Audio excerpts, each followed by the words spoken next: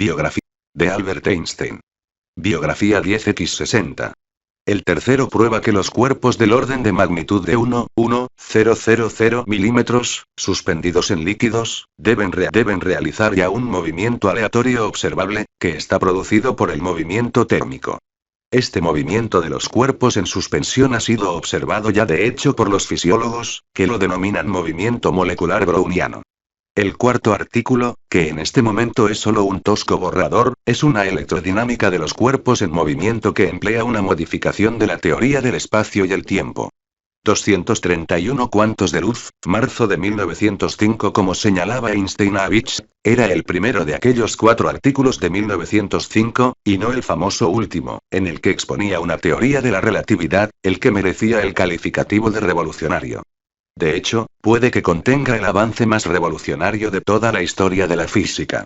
Su sugerencia de que la luz se propaga no solo en ondas, sino también en diminutos paquetes, cuantos de luz, que más tarde se denominarían fotones, nos sumerge en una extraña bruma científica que resulta mucho más tenebrosa, y, de hecho, más espeluznante, que incluso los aspectos más extraños de la teoría de la relatividad. El propio Einstein lo reconocía en el título, algo extravagante, que había dado a su artículo, que envió el 17 de marzo de 1905 a los Annalen der Physik. Sobre un punto de vista heurístico en relación a la producción y transformación de la luz. 232 heurístico. El término se refiere a una hipótesis que sirve de guía y proporciona una directriz para resolver un problema, pero que no se considera probada. Y en efecto, desde la primera frase que publicó sobre la teoría cuántica hasta la última de tales frases, que apareció en un artículo exactamente 50 años después, justo antes de su muerte, Einstein consideró el concepto de los cuantos y todas sus perturbadoras consecuencias como heurístico en el mejor de los casos. Einstein, su vida y su universo. www.librosmaravillosos.com. Walter Isaacson 136. Preparado por Patricio Barros. Provisional e incompleto, y no del todo compatible con sus propias indicaciones acerca de la realidad subyacente. En el núcleo del artículo de Einstein había una serie de cuestiones que acosaban a la física de comienzos de siglo, y que, de hecho, han estado haciéndolo desde la época de los antiguos griegos hasta hoy. ¿Está el universo hecho de partículas, como los átomos y electrones? ¿O bien es un continuum ininterrumpido, como parece serlo un campo gravitatorio o electromagnético? Y si los dos métodos de describir las cosas resultan válidos a veces, ¿qué ocurre cuando ambos se intersecan? Desde la década de 1860, los científicos habían estado explorando precisamente este punto de intersección al analizar lo que se denominaba radiación del cuerpo negro. Como sabe muy bien cualquiera que haya manipulado un horno o un quemador de gas, el resplandor que desprende un material como el hierro cambia de color conforme se va calentando. Primero parece irradiar sobre todo luz roja. Al calentarse más, el color se vuelve anaranjado. Luego pasa al blanco, y después al azul. Para estudiar esta radiación, Gustav Kirchhoff y otros diseñaron un recipiente metálico cerrado, con un pequeño agujero que dejaba escapar algo de luz. Luego trazaron un gráfico de la intensidad de cada longitud de onda cuando el dispositivo alcanzaba el equilibrio a una temperatura dada. Independientemente del material y la forma de las paredes del recipiente, los resultados eran siempre los mismos. La forma de los gráficos dependía únicamente de la temperatura. Por desgracia, había un problema. Nadie había sabido explicar completamente la base de la fórmula matemática que producía la forma de aquellos gráficos, similar a una montaña. Cuando murió Kirchhoff, su cátedra en la Universidad de Berlín le fue adjudicada a Max Planck. Nacido en 1858, en el seno de una antigua familia alemana de grandes eruditos, teólogos y abogados, Planck era muchas cosas que no era Einstein. Con sus quevedos y su meticulosa vestimenta, se sentía orgullosamente alemán. Era algo tímido, de férrea determinación, instinto Einstein, su vida y su universo. www.librosmaravillosos.com. Walter Isaacson 137. Preparado por Patricio Barros. Conservador y maneras formales. Es difícil imaginar a dos hombres de actitudes más distintas, diría posteriormente su amigo mutuo Max Born. Einstein, ciudadano del mundo, poco apegado a la gente que le rodeaba, independiente del entorno emocional de la sociedad en la que vivía. Planck, profundamente arraigado en las tradiciones de su familia y de su país, ardiente patriota, orgulloso de la grandeza de la historia alemana y conscientemente prusiano en su actitud hacia el Estado. 233 Su conservadurismo hacía a Planck escéptico con respecto al átomo y con respecto a las teorías de partículas en general, por oposición a las de ondas y campos continuos. Como escribía en 1882. Pese al gran éxito del que ha disfrutado hasta ahora la teoría atomista, a la larga tendremos que abandonarla en favor del presupuesto de una materia continua. En una de las pequeñas ironías de nuestro planeta, Planck y Einstein compartirían la suerte de sentar las bases de la mecánica cuántica, y luego también los dos se echarían atrás al hacerse patente que ésta socavaba los conceptos de causalidad estricta y de certidumbre que tanto reverenciaban. 234 En 1900 Planck ideó una ecuación, utilizando en parte lo que él calificaba de una suposición fortuita, que describía la curva de las ondas de radiación para cada temperatura. Al hacerlo, aceptaba que los métodos estadísticos de Boltzmann, a los que previamente se había resistido, finalmente eran correctos. Pero la ecuación poseía un extraño rasgo. Requería el uso de una constante, una diminuta cantidad que no se explicaba, aproximadamente 6,62607 x10, 34 julios por segundo, y que era necesario incluir para que resultara correcta. Pronto se la denominaría constante de Planck, representada por h, y hoy se la considera una de las constantes fundamentales de la naturaleza. Al principio Planck no tenía ni idea de cuál era el significado físico de su constante matemática, si es que tenía alguno. Pero luego ideó una teoría que, según creía, se aplicaba no a la propia naturaleza de la luz, sino a la acción que se producía cuando la luz era absorbida o emitida por un trozo de Einstein, su vida y su universo. www.librosmaravillosos.com Walter Isaacson 138 Preparado por Patricio Barros Materia. Postulaba que la superficie de cualquier cuerpo que irradiara calor y luz, como las paredes del dispositivo del cuerpo negro, contenía moléculas vibratorias u osciladores armónicos, que eran como una especie de pequeños muelles vibratorios. 235 Esos osciladores armónicos podían absorber o emitir energía solo en la forma de paquetes o haces discretos. Dichos paquetes o haces de energía se daban solo en cantidades fijas, determinadas por la constante de Planck, en lugar de resultar divisibles o de poseer un abanico de valores continuo. Planck consideraba su constante un mero artificio de cálculo que explicaba el proceso de emisión o absorción de luz, pero que no se aplicaba a la naturaleza fundamental de la propia luz. Pese a ello, su declaración ante la Sociedad Física de Berlín en diciembre de 1900 resultaría trascendental. Consideramos, pues, y este es el punto más esencial del cálculo entero, que la energía se compone de un número muy definido de paquetes finitos iguales. 236 Einstein se dio cuenta enseguida de que la teoría cuántica podía socavar la física clásica. Todo esto me resultaba bastante claro poco después de la aparición del fundamental trabajo de Planck, escribiría más tarde. Todos mis intentos de adaptar el fundamento teórico de la física a estos conocimientos fracasaron completamente. Era como si se hubiera retirado el suelo bajo nuestros pies, y ya no pudiera verse ningún fundamento firme por ninguna parte. 237 Además del problema de explicar de qué iba realmente la constante de Planck, había otro aspecto curioso de la radiación que necesitaba explicación. Se denominaba efecto fotoeléctrico, y se produce cuando la luz que brilla en una superficie metálica hace que se liberen y emitan electrones.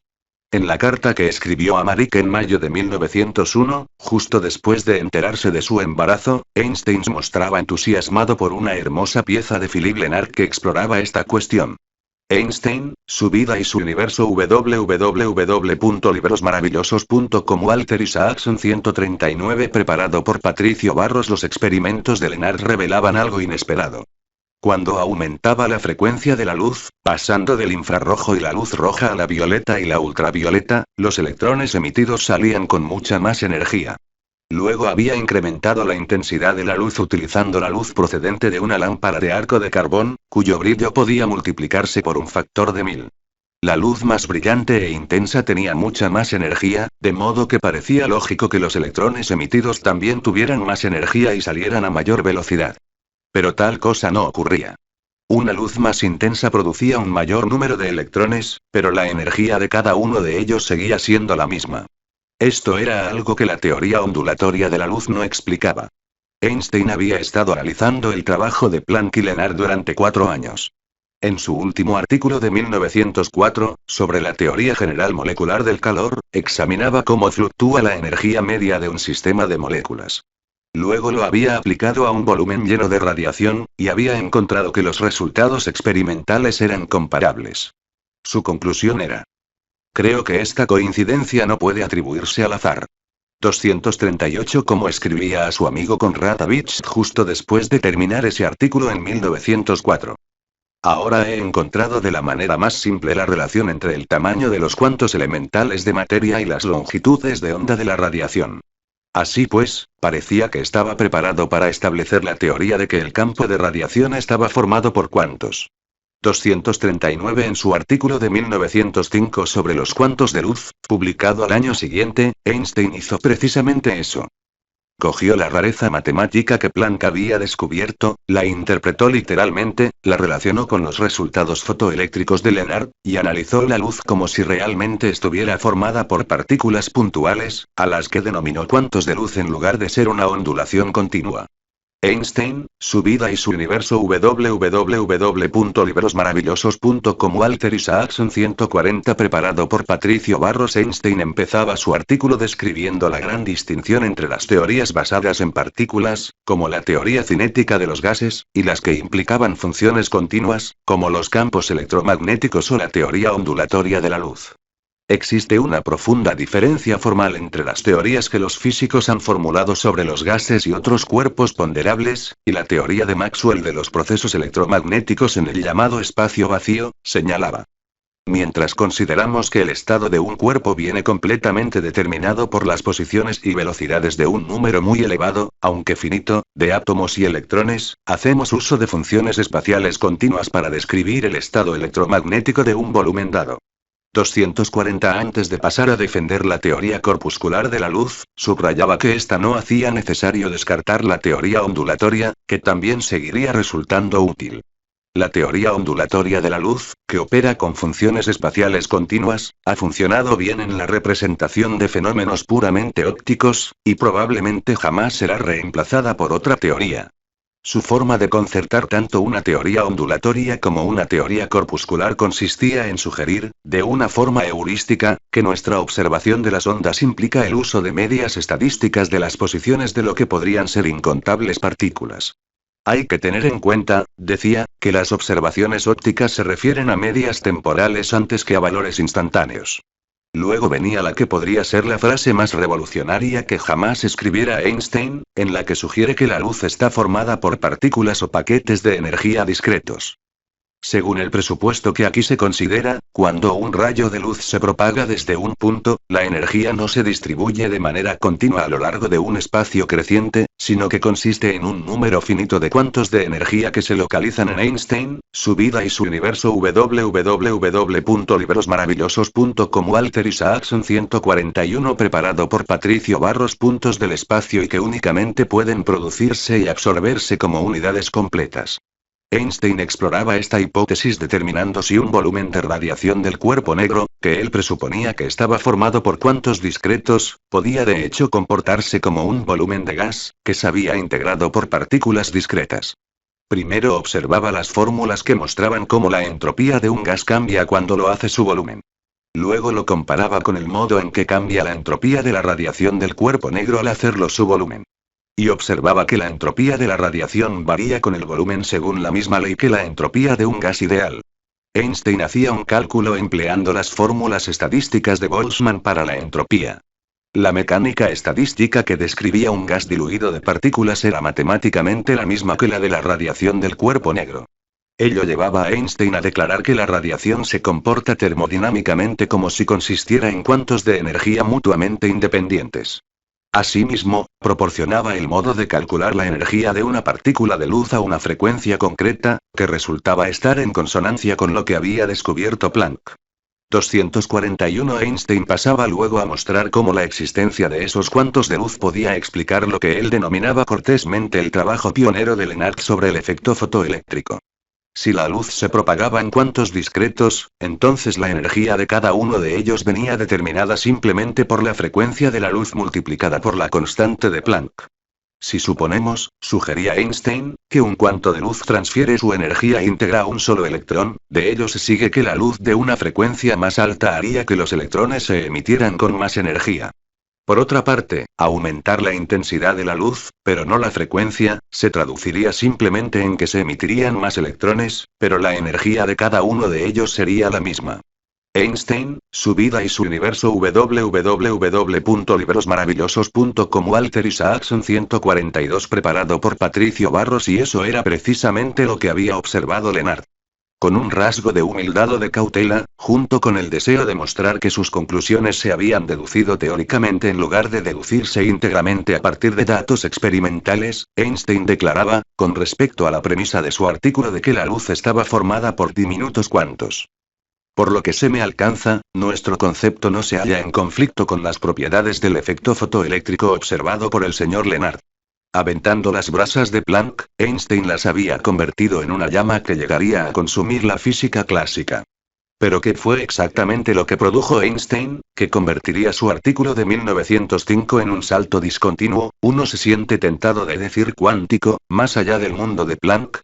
De hecho, como el propio Einstein señalaba en otro artículo publicado al año siguiente, su papel consistió en descubrir la trascendencia física de lo que había descubierto Planck.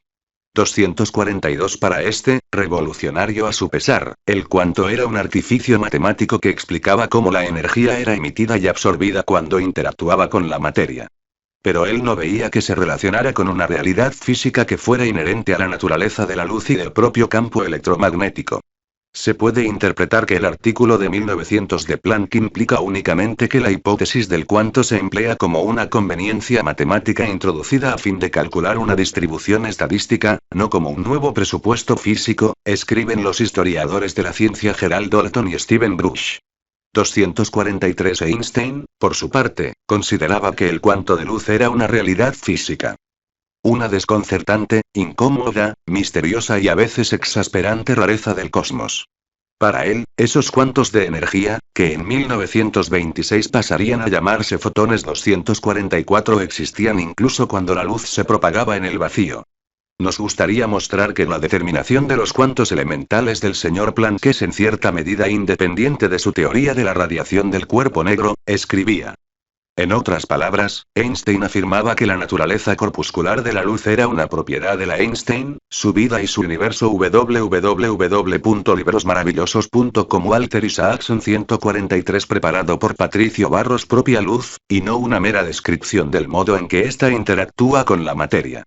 245 Sin embargo, aún después de que Einstein publicara su artículo, Planck no aceptaba ese salto. 2 años después, Planck advertía al joven empleado de la oficina de patentes de que había ido demasiado lejos, y de que los cuantos representaban un proceso que tenía lugar durante la emisión o la absorción, antes que una propiedad real de la radiación en el vacío. Yo no busco el significado del cuanto de acción cuanto de luz, en el vacío, sino en el lugar de la absorción y la emisión, advertía. 246 La resistencia de Planck a creer que los cuantos de luz tuvieran una realidad física persistió. 8 años después de que se publicara el artículo de Einstein, Planck le propuso para uno de los codiciados sillones de la Academia Prusiana de Ciencias. La carta que escribieron él y otros partidarios estaba llena de elogios, pero Planck añadía. El hecho de que a veces haya podido ir demasiado lejos en sus especulaciones, como, por ejemplo, en su hipótesis del cuanto de luz, no debería pesar demasiado en su contra. 247 Justo antes de morir, Planck reflexionaría sobre el rechazo que sentía desde hacía largo tiempo ante las consecuencias de su descubrimiento. Mis fútiles intentos de encajar el cuanto de acción elemental de algún modo en la teoría clásica continuaron durante varios años y me costaron un gran esfuerzo, escribiría. Muchos de mis colegas veían en ello algo que bordeaba la tragedia. Irónicamente, más tarde se emplearían palabras similares para aludir a Einstein, quien, según diría Born de él, se mostraría cada vez más distante y escéptico con respecto a los descubrimientos cuánticos de los que había sido pionero. Muchos de nosotros lo consideramos una tragedia. 248 La teoría de Einstein produjo una ley del efecto fotoeléctrico que resultaba experimentalmente comprobable. La energía de los electrones emitidos dependería de la frecuencia de la luz, según una sencilla fórmula matemática que incluía la constante de Planck. Posteriormente dicha fórmula se revelaría a Einstein, su vida y su universo www.librosmaravillosos.com Walter Isaacson 144 preparado por Patricio Barros correcta. el físico que realizó el experimento crucial sería Robert Millikan, que posteriormente dirigiría el Instituto de Tecnología de California, en el que trataría de reclutar a Einstein. Sin embargo, aún después de que verificara las fórmulas fotoeléctricas de Einstein, Millikan seguiría rechazando la teoría. Pese al éxito aparentemente completo de la ecuación de Einstein, declararía, la teoría física de la que estaba destinada a ser expresión simbólica se considera tan insostenible que, según creo, ya ni el propio Einstein la mantiene. 249 Millikan se equivocaba al decir que la formulación einsteiniana del efecto fotoeléctrico había sido abandonada. De hecho, fue precisamente por descubrir la ley del efecto fotoeléctrico por lo que se concedería a Einstein su único premio Nobel. Con el advenimiento de la mecánica cuántica, en la década de 1920, la realidad del fotón se convirtió en una parte fundamental de la física. Sin embargo, Millikan sí tenía razón en algo.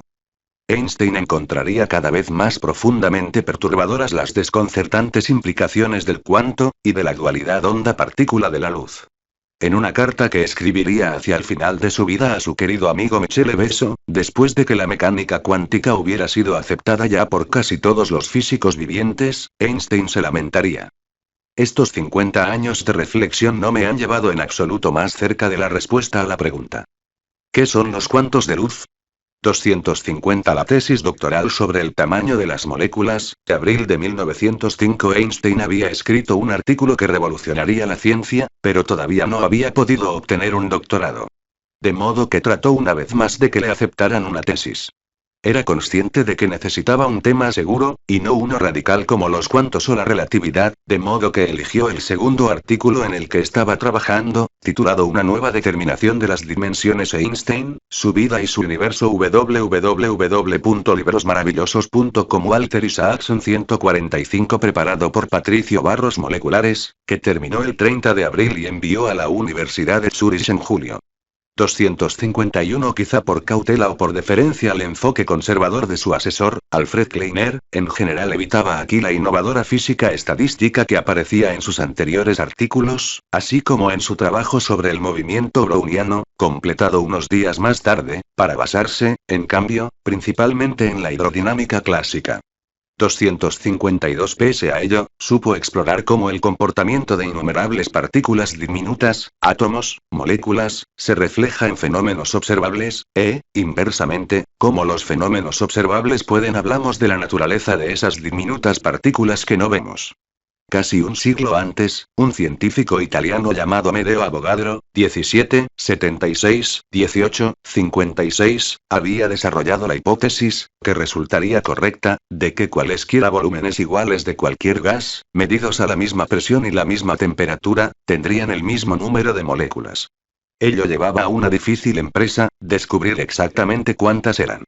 El volumen que usualmente se elegía es el que ocupa un mol del gas, esto es, su peso molecular en gramos, que en condiciones normales de presión y temperatura corresponde a 22,4 litros.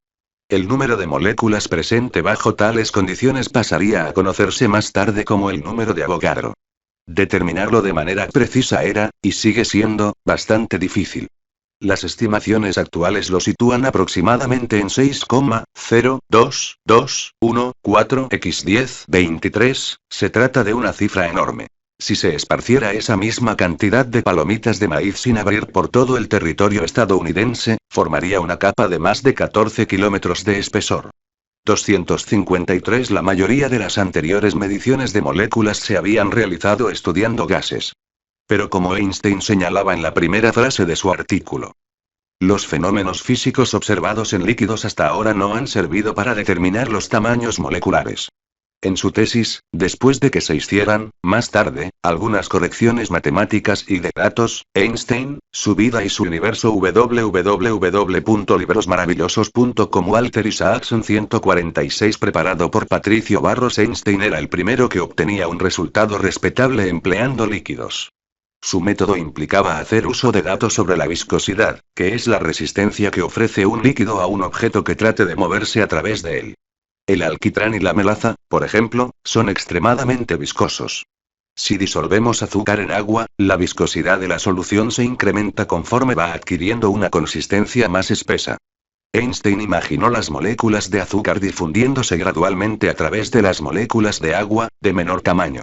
Y logró idear un sistema de dos ecuaciones, cada una de las cuales contenía las dos variables desconocidas, el tamaño de las moléculas de azúcar y el número de ellas que hay en el agua, que trataba de determinar.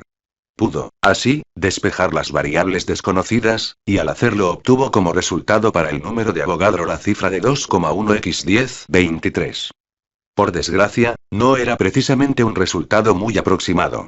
Cuando envió su artículo a los Annalen der Physik en el mes de agosto, poco después de que hubiera sido aceptado por la Universidad de Zúrich, el director de la publicación, Paul Drude, que felizmente no estaba al tanto del antiguo deseo de Einstein de ponerle en ridículo, retrasó su publicación debido a que sabía de la existencia de datos más fiables sobre las propiedades de las soluciones de azúcar. Usando esos nuevos datos, Einstein obtuvo un resultado que se acercaba más al correcto. 4,15×1023. Unos años después, un estudiante francés comprobó el planteamiento experimentalmente y descubrió que había algo que fallaba, lo que llevó a Einstein a pedirle a un ayudante de Zúrich que lo revisara todo de nuevo. Este encontró un pequeño error, que, una vez corregido, produjo un resultado de 6,56×1023, que acabó siendo bastante respetable. 254 Einstein diría posteriormente, acaso medio en broma, que cuando envió su tesis el profesor Kleiner la rechazó por ser demasiado breve, de modo que él añadió una frase más, y de inmediato fue aceptada. Pero no hay evidencia. Einstein, su vida y su universo. www.librosmaravillosos.com. Walter Isaacson 147 preparado por Patricio Barros. Documental alguna de ello. 255. Sea como fuere, lo cierto es que su tesis se convertiría en uno de sus trabajos más citados y de mayor utilidad práctica, con aplicaciones en ámbitos tan diversos como la mezcla de cemento, la producción de leche y la fabricación de aerosoles. Y a pesar de que no le ayudó a conseguir un puesto académico, sí hizo posible que pasara a conocérsele, finalmente, como Dr. Einstein. El movimiento browniano, mayo de 1905. 11 días después de terminar su tesis, Einstein realizó otro artículo en el que exploraba diversas evidencias de cosas invisibles. Como había estado haciendo desde 1901, se basaba en el análisis estadístico de las acciones aleatorias de partículas invisibles para mostrar cómo éstas se reflejaban en el mundo visible. Al hacerlo, Einstein explicó un fenómeno, conocido como movimiento browniano, que había traído de cabeza a los científicos desde hacía casi 80 años. ¿Por qué se observa que las pequeñas partículas suspendidas en un líquido como el agua se mueven constantemente de un lado a otro? Y de paso dejaba prácticamente establecido de una vez por todas que los átomos y las moléculas realmente existían como objetos físicos. El movimiento browniano recibía ese nombre por el del botánico escocés Robert Brown, que en 1828 había publicado una serie de detalladas observaciones acerca de cómo, cuando se las examina bajo un microscopio lo bastante potente, se puede apreciar que las minúsculas partículas de polen suspendidas en el agua serpentean y se desplazan constantemente de un lado a otro. El estudio se reprodujo con otras partículas, incluyendo limaduras de la esfinge, y se dieron toda una serie de distintas explicaciones. Quizá tuviera algo que ver con minúsculas corrientes de agua, o con el efecto de la luz. Pero ninguna de esas teorías se reveló plausible. Con el auge, en la década de 1870, de la teoría cinética, que empleaba los movimientos aleatorios de las moléculas para explicar cosas tales como el Einstein, su vida y su universo. www.librosmaravillosos.com. Walter Isaacson 148 preparado por Patricio Barros. Comportamiento de los gases. Algunos trataron de utilizarla para explicar también el movimiento browniano. Sin embargo, dado que las partículas en suspensión eran unas 10.000 veces mayores que una molécula de agua, parecía lógico que dicha molécula no tuviera más capacidad para hacer moverse la partícula de la que podría tener, por ejemplo, una pelota de béisbol para hacer que se moviera un objeto que tuviera alrededor de 1 kilómetro de diámetro. 256 Einstein mostraba que, aunque no bastaba una colisión para hacer moverse una partícula, el efecto de millones de colisiones aleatorias por segundo podía explicar el movimiento observado por Brown. En este artículo anunciaba en su primera frase, se mostrará que, según la teoría cinética molecular del calor, los cuerpos de tamaño microscópicamente visible suspendidos en líquidos deben, como resultado de movimientos moleculares térmicos, realizar movimientos de magnitudes tales que puedan ser fácilmente observados al microscopio. 257 Luego pasaba a decir algo que, a primera vista, parece un poco desconcertante. Su artículo no era un intento de explicar las observaciones del movimiento browniano. De hecho, actuaba como si ni siquiera estuviera seguro de que los movimientos que él deducía de su teoría fueran los mismos que los observados por Brown.